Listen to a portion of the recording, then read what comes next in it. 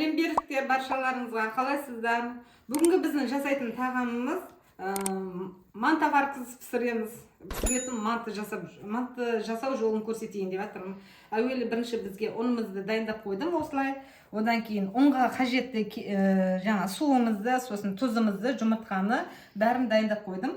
Сосын қалғанын нан илеп болғаннан кейін көрсететін боламыз сіздерге. Бірінші ұнымызды салдық. Енді мына суымызға осы шай қасықты тұзымызды саламыз. Әбден араластырамыз. Сөйтіп тұзымыз ерігенше жақсылап араластырып аламыз. Содан кейін нанымызды илеуді бастаймыз. Мына екі жұмыртқаны арнайы шығарып қойдым. Себебі наным илегенде езіліп кетпес үшін. Сондықтан екі жұмыртқа қосатын боламын. Мұнда тұз бен суда әбден көргенде өздеріңіз көріп тұрғандағыдай араластырып болдым. Кішкене ғана тұзы қалды. Ол да еріп кетуі мүмкін. Енді бастаймыз. Ортасын үңгірлейміз. Енді бисмиллахир-рахманир-рахим деп жұмыртқамызды жарып, нанымызды илейміз. Еттің наны сияқты етіп жасаймыз бәрімізде. Бәріне бір қамыр арналады. Енді мына суды енді бәрін құймайым, шамалап, осы тұрған ұнға көлеміне қарай осы суды құятын боламын. Отбасыларыңызда өздеріңізде қарайсыздар, отбасыларыңызда адам көп болатын болса, онда нанды көбірек илегендеріңіз дұрыс. Бисмилля. Осылай жұмыртқасын әбден шайқап,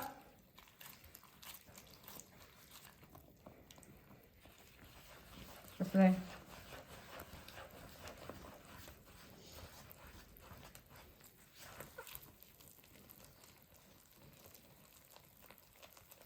тағы да суды құямыз.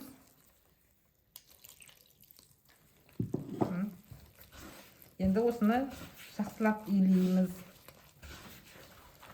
Иін қандырғанша жақсылап илеп, қатты етпей, кішкене жұмсақ етіп, нанымызды илеп қоямыз. Міне иінін қандырып, қазір осылай бір 5 минуттай осылай илейміз. Осылай шығарып қойылы, осы жерден. Әбден басып, иінін қандырып, билету керек қамырды. Осылай әбден қолдарыңызбен өздеріңізде бірге қосылып, билеп шықсаңыздар болады. Күшті салып, иінін қандыру керек. Билеп, сосын шаршағаннан кейін демалдырамыз. Міне достар, нанымыз әдемі болып, иіні қанды. Енді қазір тағы да осыны салмасын дайындағанша бұлда иіні қанып әдем болып тұрсын. Демалдырамыз бұны. Енді бізге керегі, мына жерде мен өзім 500 грамм жарты кило не алдым. Жылқының етін, таза жылқының еті. Сосын арасында кішкене қаздың майлары бар екен. Соны турай салдым, осылай. Сосын жылқының еті мына жерде таза. Жас малдың еті ғой. Сосын мына жерде еще пияз тұр ғой бұл. Осы пияздан мен 3 бас пияз алдым, үлкен пияздан. Сөйтіп бірден турап, бәрін дайындап қойдым. Енді бұған қазір тұзымызды қосамыз, бұрышымызды қосамыз. Сосын кейін тағы да қосатындарын көрсететін боламын. Қазір енді тұзын дайындап жатырмын. Міне бір қасық осындай тұзды саламыз. Тұзымызды салды. Енді қара бұрышымызды қосатын боламыз. Осы қара бұрыш ұнайды маған, иісі бір күшті да, тамақтың да дәмін келтіреді. Өздеріңіз қалауларыңыз бойынша қосасыздар. Нені, қара бұрышты. Одан кейін барып, мынау сұйық май. Осы шедевр майы, сұйық майды қазір үстіне құйып жібереміз. Сонда қамырдың арасында салғанда сіздің наныңыз өте дәмді болып шығу үшін. Бисмилля. Енді осыны жақсылап қолымызбен мұжықлап араластырамыз. Тұзы, бұрышы бәрі бірдей дәмін келтіру үшін. Одан кейін қазір болған екен көресіздер, жылтырап әдем болып тұрады. Сосын Нанын дайындап болған нанды жаямыз. Сосын арасына салған кезде піскеннен кейін дәмі аузынан кетпейтін болады. Міне қараңыздар, етіміз жылтырап, пиязының суы шығып, бұрышымыз бен тұзымыз сіңіп, иісі енді керемет болып тұр. Өзіме күшті келіп тұр енді иісі. Осылай дайындап қоямыз қазір. Сосын қалғанын тағы да жаймендеп көрсететін боламын.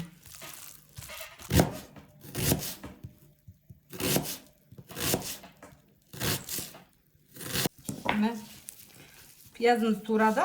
Қазір енді қазанымызды дайындайтын боламыз. Міне осы бір морков жарайды. Осы бір морковты қазір мен теркіден ірі көзден өткізетін боламын.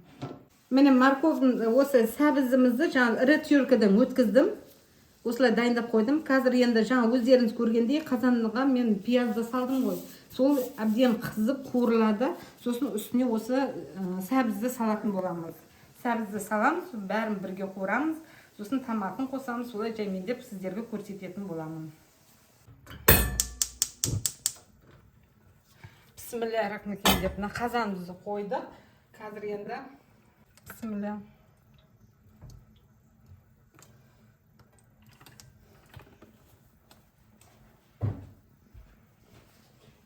Сосын пиязымызды салып қуырыла беретін болады.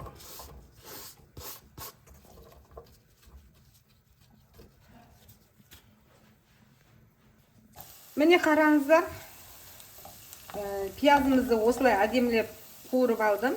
Енді қазір сәбізімізді салатын боламыз.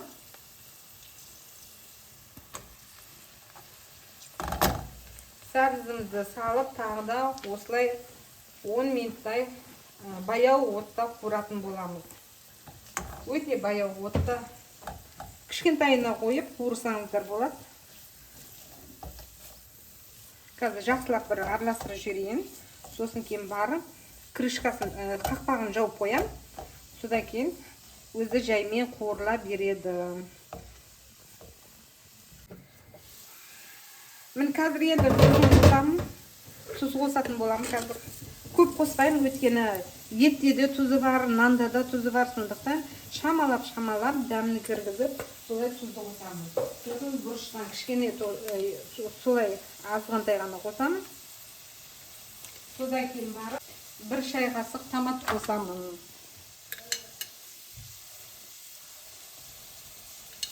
Болды. Енді осыны жақсылап араластырамын да. Кішкене бір 5-10 минуттай қайнап атқан кезде бір қарап қоямын қазір. Сосын қайнаған кезде кішкене мұздай су құямыз. Сосын мантыны осыда пісіретін боламыз. Міне нанымызды аламыз. Әдем болып, күшті иіні қанған. Билеп шаршаттық. Енді осыны қазір жаямыз. Әдем болып тұр да. Енді қазір осыған кішкене ұнды бір сеуіп. Негізі бізде жақта осындай ұнды ұрпақ деп атайды. Сіздерде қалай атайтынын білмеймін, бірақ біздің оңтүстік жақта ұрпақ дейді. Осындай ұнды. Себелеп, ұнды себелеп осылай не қыласыздар ғой, жаңа нан жаясыздар ғой. Сол кезде осындай ұрпақ, ұнды ұрпақ дейді бізде. Енді қазір осы қолмен әбден басып, сосын жаямыз. Одан кейін салмасын салып, манты жасайтын боламыз. Мантаваркасыз жаңа сковородкаде дайындайтын боламыз.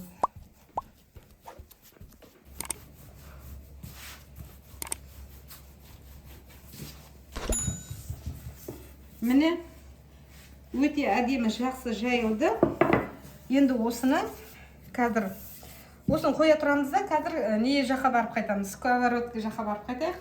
Сіздермен бірге қайнады. Жаңа құйып қойған подливіміз ғой енді осы. Тұздығымыз. Осыны енді кішкене мынандай стаканымен осы 200 миллиграмм су құямыз. Осы енді жаймен қайнай береді. Біз ары қарай мантымызды бүгіп жасай береміз. Қайнағаннан кейін тағы көрсететін боламыз сіздерге. Міне енді нанымызға қайта келдік. Осы нанымызды оқтауға қайтадан орап кесеміз.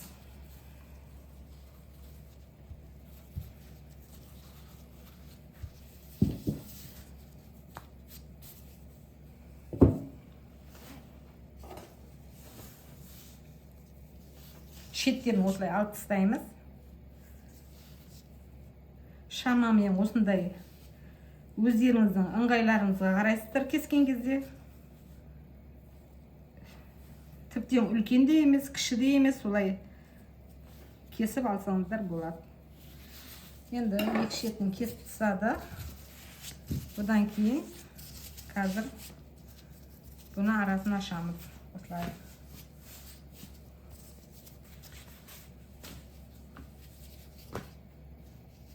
Нанын дайындаймын. Бісміллә.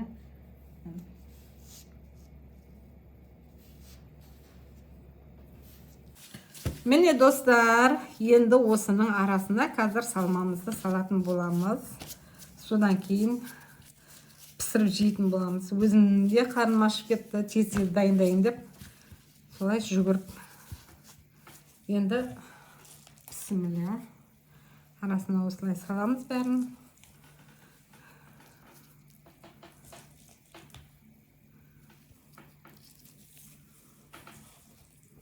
Негізі манта кішкентай болған дұрыс та, ауызға бірден сиып кететіндей болып, әдемі көрінеді.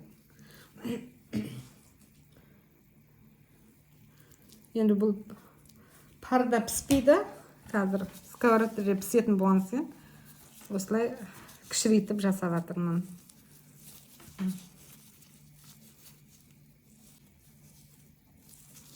Осылай. Ары қарай осылай дайындап кете береміз. Міне қараңыздар, осылай дайындап қойдым. Қазір қазанға салып көрсететін боламын. Бісміллә. Пиязымыз бәрі әдемі болып қайнап жатыр. Енді осыған мантымызды салатын боламыз. Міне бісміллә.